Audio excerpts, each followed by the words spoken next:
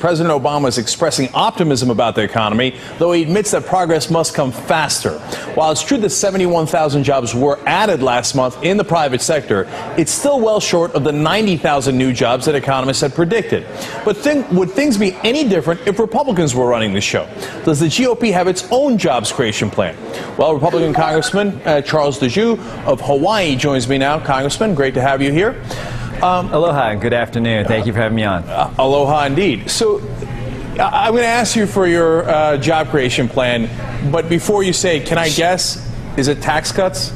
I think that's part of it. It's clear. Our economy needs more private sector jobs, not more public sector programs. The current mentality being pushed by the majority in Congress right now is to spend, and if that doesn't work, spend some more.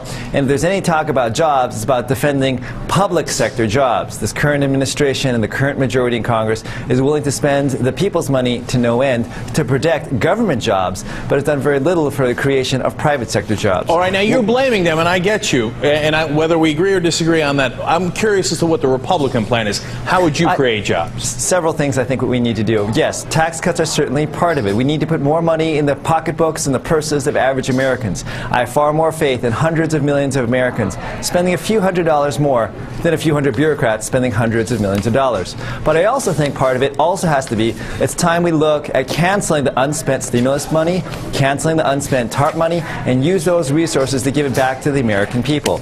Expanding government clearly has not worked. 18 months, 19 months now into this current administration and current majority in Congress, things have only gotten worse. We've lost over...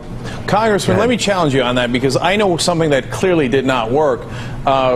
Record-breaking tax cuts under George W. Bush, which led to an economic disaster and over 8 million jobs lost.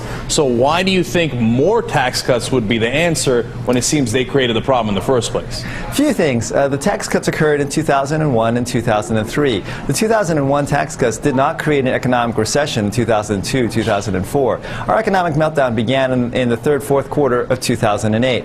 And even if I do acknowledge here that what the Bush administration had done was wrong and put us in this mess, the current administration and the current majority in Congress most certainly are not getting us out of this mess. And it's time we look at changing direction and changing the priorities that we have here in Washington, Congressman, when you say bigger government, you seem to be, I think, conflating two different issues. One is regulation and the other is spending. Now, Obama got handed a $1.2 trillion deficit. Now, he's expanded on that to make it about 1.4 or 1.5, but that's actually a much smaller part of the puzzle. But the real problem is regulation. We got into that economic crash because we didn't regulate the banks, and they took crazy risks, and then we had to bail them out. So when you say bigger government is the problem, do you mean we regulated too much or we spent too much? And would you agree that we should do a little bit more regulation of the banks?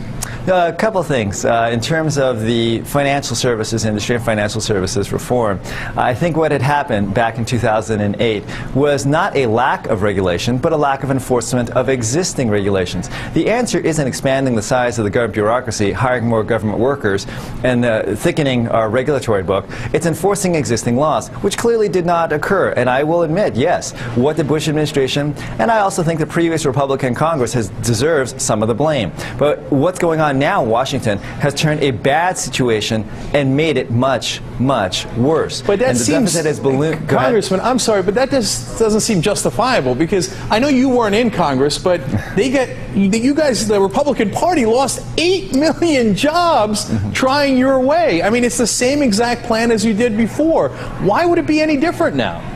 It's not, let me respond here, that the tax cuts that occurred in 2001, trying to say that the tax cuts from 2001 triggered an economic recession 7 years later. The tax cuts and the deregulation and everything else you tried, it's the same formula you want to try now.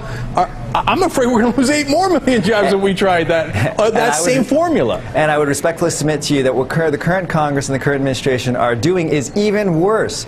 Look, since the Democrats took over back in 2007 and the Obama administration came on in January of 2009, things have gotten only worse. Unemployment has gone from 7% to 9.5%. We've lost 2.5 million jobs since the stimulus package was created.